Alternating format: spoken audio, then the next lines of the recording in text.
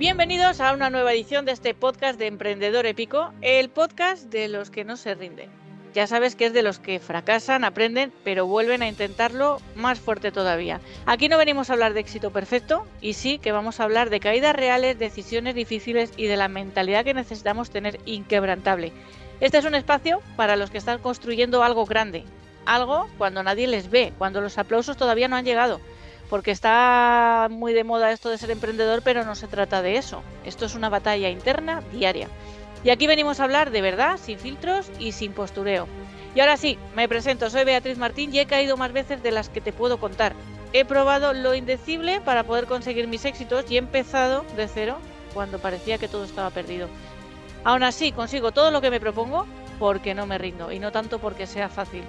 Por eso soy la persona más adecuada para llevar este podcast, porque no te voy a hablar desde la teoría, te voy a hablar desde las cicatrices, desde la experiencia y desde la determinación de quien decide levantarse siempre una vez más. Recuerda que este podcast está patrocinado por Monicar Asesoría Fiscal y Contable, que es el aliado estratégico que te ayuda como emprendedor a poner tus números en orden, a tomar decisiones inteligentes y construir negocios sólidos sobre la base. Porque ser épico no es solo tener visión, es también tener estructura. Así que prepárate porque llegan historias reales, conversaciones incómodas y una mentalidad épica. Y vamos a dar la bienvenida a nuestra queridísima Estefanía Concepción a este podcast. Bienvenida. Muchísimas gracias, Beatriz. Una nueva Beatriz. aventura juntas. Bienvenida, Estefanía, a este espacio que la palabra épico va a resonar mucho. A ti ya te resuena bastante habitualmente, pero aquí todavía más. Cuéntame cuál es esa definición que tú harías de ti que hace que seas una persona, una emprendedora épica. Bueno, pues creo que es un ingrediente que tenemos en común, tú y yo, que sería la resiliencia, el no perder la ilusión constante por lo que queremos aportar ahí fuera y, y seguir a pesar de lo que ocurra por el camino, que muchas veces iniciamos pensando que va a ser súper fácil y creo que ya en este punto muchos nos estamos dando cuenta que hay cosas que sí que son más fáciles, pero hay otras que no nos vienen regaladas, así que bueno, perseverancia a tope creo que define a un emprendedor épico. Oye, cuéntame cuál es la parte de tu personalidad que te has tenido que trabajar, que has tenido que matar para poder crecer siendo emprendedora o para no rendirte hasta el día de hoy. Bueno, claramente los miedos. Inicié el emprendimiento en el 2021 pensando en esa versión idílica que post pandemia nos vendían, ¿no? De te vas al mundo online y ahí la gente se está forrando, ¿no? Era todo lo que veíamos. Y, ostras, ahí fue un inicio de pensar que, bueno, que era implantar el paso a paso que en ese momento se me ofreció y sí era cuestión de eso, pero también iban apareciendo un montón de miedos que inicialmente me frenaban, frases que venían a decirme esto no es para ti, o, o quizás es, bueno, en el momento actual tú no puedes hacer esto. Y el traspasar esos miedos, el hacer las cosas aún con miedo, creo que es el mayor trabajo que he hecho en estos años. Yo que te conozco, sé tu trayectoria profesional, que vienes de una cuenta ajena, que no vienes de un origen genuinamente emprendedor y has ido pivotando, ¿no? Como buen emprendedor que eres, como buena emprendedora. Cuéntame cuál ha sido esa trayectoria y cuáles han sido esas idas y venidas. Y ahora me dedico a esto y ahora lo cambio y ahora hago para que el que esté escuchando pueda darse cuenta que efectivamente esto no es llegar y tocar la tecla desde el primer momento, como te habían contado a ti, que vamos a ser ricos todos digitalmente. Bueno, lo primero es decir que en cada momento estamos emprendiendo para elegir lo que nos dé la gana hacer. Creo que ese sería el resumen de todo, ¿no? Entonces, yo venía de 17 años trabajando en el sector de la salud, enfocada en el mundo de de los mayores. Yo no quería emprender, en mi mente ni en mis planes estaba emprender y en la pandemia, bueno, pues en un estado de shock muy grande de lo que viví, fue lo que despertó tiene que existir algo diferente que me dé más libertad y donde yo sienta que puedo aportar desde otro punto. Entonces ahí inicié pues un camino de mm, qué es lo que sé hacer a día de hoy y en qué puedo sumar en este momento que lo pueda llevar a una versión digital, ¿no? Y ahí, bueno, pues empecé un primer emprendimiento mucho con el objetivo este que decía antes de superar miedos, de ayudar desde ahí, experimentando. Iba más en lo que venía de la fisioterapia y ayudando a mujeres a moverse post pandemia, porque aún habiendo salido de ese confinamiento había mucha parálisis.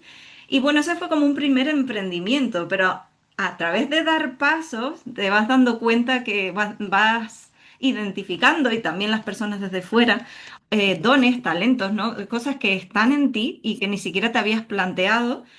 Y ahí es cuando, junto con mi mentora de aquel momento, nos damos cuenta de qué fácil es para mí acompañar a las personas. En ese caso eran compañeras de formación, íbamos, venga, tú cómo vas, soy una persona accionadora por naturaleza y aparte de eso es como que acompaño a que no se vaya quedando nadie atrás, ¿no?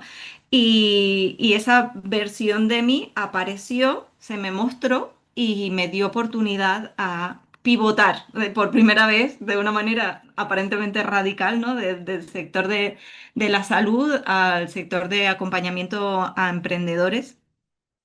Ahí fue, bueno, pues cuando comencé a trabajar con emprendedores como tú, a acompañarlos en diferentes áreas de sus emprendimientos, principalmente en la parte de los clientes, de ese cuidado, ¿no? Que es el bien más preciado que cada emprendedor tiene. Y ocupando diferentes áreas, al final se convirtió en un combo de emprendimiento en el que fui descubriendo diferentes puntos del mundo emprendedor, coordinación de eventos, parte administrativa, redes, o sea, no había nada que me parara porque con la ilusión y las ganas de ayudar aprendí un montón. Y en esta evolución llegó un siguiente pivotaje, vamos a decir, tras incluso crear una escuela de manos derechas, de acompañar a otras personas que pudieran trabajar también de esto y emprender de manera digital. Pues llega un nuevo pivotaje, que de momento ya está siendo el último, de darme cuenta de, bueno, que sepa hacer todas estas cosas no significa que tenga que hacerlas todas, ¿no? Eso creo que fue mi mayor aprendizaje del 2025 y ahora el foco está en lo que siento y en los clientes también ven que es como mi mayor aportación al emprendedor es en ese cuidado, en esa experiencia que viven los clientes cuando están con ellos, más allá del contenido de información, sino cuál es esa experiencia global que viven y las diseñamos juntos. Voy a contar al hilo de esto, para poner en contexto una carta que te has guardado en el bolsillo. Y es que, bueno, para los que no lo sepan, Estefanía y yo compartimos habitación y cama de hotel antes que negocios. Yo creo que eso fue lo que nos hizo ya. Si me oyó roncar aquella noche, ya dijo, yo tengo que trabajar con esta mujer. Dice que no ronqué ese día, pero no lo tengo tan claro. Bueno, pues yo recuerdo, claro, como me dedico al audiovisual y al final tengo como esa memoria fotográfica tan brutal, no recordaré los nombres de la gente, pero desde luego las imágenes se me graban a fuego. Y tengo una en la que yo estaba, estábamos a punto de irnos o a desayunar o a la formación en la que estábamos las dos, por la que estábamos allí en ese hotel. Y yo me estaba pintando mi raya del ojo, muy habitual y que forma parte de mi identidad. Y Estefanía estaba en el marco de la puerta. Ya llevábamos, creo que llevamos ya muchas horas o ya llevábamos tiempo hablando de emprendimiento y demás. Y ella todavía tenía como un conflicto interno de, pues yo es que no sé muy bien hacia dónde me voy a dirigir, ¿no? Se me están rompiendo todos los esquemas. Y yo ahí con mi eyeliner dándome mi ojo y le digo, hombre, pero algo querrás hacer. Y de repente me dice que, o sea, la veo perfectamente apoyada en un lado del marco de la puerta como si nos estuviésemos preparando para ir a una discoteca, pero no, estábamos preparándonos para ir a trabajar. Y me dice, tengo un cuento. Digo, qué puta madre que tienes un cuento. Y me leyó un cuento. Y en aquel cuento apareció Villanina. O sea, apareció una perfecta descripción de un proyecto que ella decía que era un cuento, pero que no dejaba de ser el borrador y boceto de un proyecto mayor. ¿Qué es Villanina? ¿Por qué te has guardado esta carta en el bolsillo? Y ¿cuáles han sido estos cambios que ha ido viviendo este sueño que no tiene que ver con emprendedores, pero sí tiene que ver con un hito o con un bien mayor que hace que todo lo que hagas tenga sentido a día de hoy? Muy buena pregunta, Beatriz Martín. Bueno, pues en primer lugar, para no hacer la historia muy larga, me lo he guardado, pero también pues, para no llorar, porque este tema me toca la fibra, pero claro que lo comparto. Villanina, no sé, se podría resumir como el paraíso de los mayores. Así lo veo yo. Tras trabajar muchos años en entornos residenciales y tener una conexión muy, muy fuerte con mi abuela materna desde pequeña, esa libertad que busco para mí también la extrapolo a ese sector, vamos a decir, de la sociedad. El que cada persona mayor, entre comillas, entenderme, cada persona a partir de su momento de jubilación pueda elegir qué hacer en esa etapa de su vida y poder tener como opción espacios en la naturaleza, villas en las que puedan vivir en comunidad, también con su espacio individual, pero en esa libertad que muchas veces yo he sentido que carece este sector de tener y en conexión consigo mismo y sintiendo que la vida no termina en ese momento, que aún hay mucho por vivir, hay mucho por hacer y mucho con lo que contribuir, porque en realidad es la etapa en la que de repente tienes un montón de tiempo. Entonces, esto que normalmente nos decimos de no tenemos tiempo, los jóvenes, vamos a decir, es como... es brutal, es como, ¿y ahora qué, no? Me jubilo y es el momento perfecto, ¿no? Para que la vida continúe y te puedas volver a replantear qué quieres hacer con tu tiempo. Entonces, si eso lo puedes compartir incluso en una villa con otras personas que están también en este mismo enfoque de vida, pues genial. Y para mí, bueno, pues ese es un gran sueño que en ese hotel justo recordé tener escrito por ahí un cuento breve pero precioso y que cada vez que lo leo pues me emociono porque para mí, bueno, pues es muy importante por mi historia de vida, como decía, y también porque lo veo como mi legado aquí, como un juego infinito que va mucho más allá de lo que yo en mi vida pueda aportar, sino algo como que continúe a partir de ahí. Para poder soñar así de grande, te has tenido que dar permiso, porque muchas veces esto forma parte de algo tan grande que dices, bueno, sí, pero ahora igual no. Vamos a dejarlo para otro momento del camino, ¿no? ¿En qué momento te has dejado de dar, o sea, te has permitido darte este permiso a ti, dejar de pedir permiso fuera, que muchas veces lo que hacemos lo hacemos por los que tenemos fuera, y has empezado a decidir por ti misma lo que te ha dado la gana?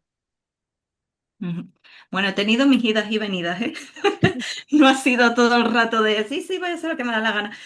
Pues en el momento en el que, no sé, que entro en conciencia en que la vida es muy larga o muy corta, depende cómo lo miremos, y es un regalo el tiempo que tenemos.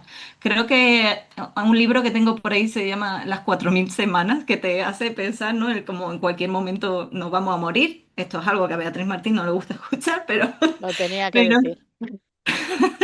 pero lo tenía que decir.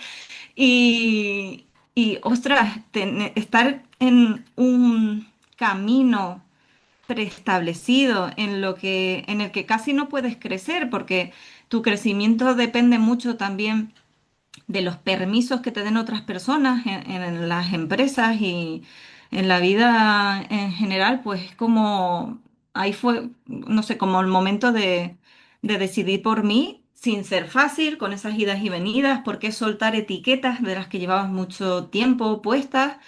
Y bueno, pues ahí en el camino estamos. Y el soñar en grande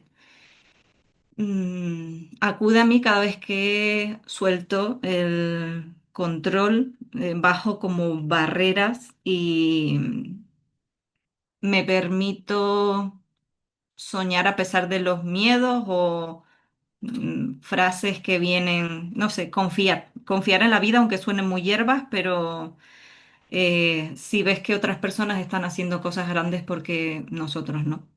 Totalmente. Pero hacer cosas grandes no siempre pasa una, vamos a decir, factura gratuita. y siempre hay un peaje que tenemos que asumir. ¿Cuál crees tú que es el precio emocional más alto que has pagado por no rendirte en tu emprendimiento y no volver otra vez a lo que ya se establece como normal en la sociedad? Pues, a ver, peaje más grande. Ha habido momentos de bastante declive a nivel emocional. Te vas dando cuenta que vas creciendo a nivel de mentalidad incluso. Y bueno, pues creo que mucho tu entorno no va al mismo ritmo. Y eso en algunos momentos es muy doloroso porque puede provocar, y en mi caso ha provocado, personas se han quedado por el camino, personas con las que yo estaba pues muy unidas y de repente hasta te dejan de hablar, literalmente. Puede abrirse incluso una brecha a nivel de relación de pareja, ¿no? Porque al final, a nivel familiar, que tus propios familiares no te entiendan, ¿no? Yo, como con todo el amor del mundo, lo explico. Ya con el tiempo me he aprendido a saber hasta qué punto cuento y hasta qué no, porque yo realmente voy a hacer lo que quiero hacer, pero es como, bueno, para que tampoco sufran. Es como, no hay necesidad, vamos a contarle esta parcelita, ¿no? A mis padres, sobre todo, ¿no? A personas que como no están en este mundo emprendedor y es normal que les parezca la locura máxima de, Dios mío, ¿qué es lo que estás haciendo en este momento, ¿no? Entonces creo que esa brecha que se puede abrir a nivel de las personas que más quieres, creo que en mi caso, afortunadamente, hemos ido creciendo todos. Al ritmo he ido yo como delante, con esa banderita, que en un momento sentía que se abría una distancia y sentí ese miedo incluso, ¿no? De quedarme sola, pero bueno, afortunadamente hemos ido todos remando y seguimos ahí. Aparte de, bueno, de cosas que en un momento dado eliges perderte también, ¿no? Eliges perderte cenas, eliges perderte, pues, no sé, incluso viajes o algo así porque tu foco está en este camino. Entonces, bueno, ahí vamos. Claro, hablar de perderte cosas, que a veces son cosas que dices, al principio te escuecen un poco más, luego te acostumbras, las sobrellevas, esto todo el emprendedor lo sabe, que, y si no es que no te has movido lo suficiente, que se acaban cayendo personas, situaciones, momentos, pero hay otras que te hacen ser más dura o hacerte más dura, porque si no, no puedes sostener, si te metes mucho en lo emocional, lo que te supone estar con el foco puesto en tu emprendimiento, que no es fácil siempre, ¿no? Entonces, ¿cuáles serían esas partes de ti que tú identificas que te has hecho más fuerte? No sé si tan dura, pero más fuerte. ¿Y cuáles crees que se han vuelto más frágiles por una necesidad también de que tú sobrevivas en este mundo de emprendimiento que supone, pues bueno, muchísimos retos diarios? Ujú. Pues mira, siempre digo que mi parte débil dentro del emprendimiento es el área emocional, porque al final nos conecta mucho a lo que decía, ¿no? A personas. Pero al mismo tiempo creo que es un área en la que he avanzado un montón.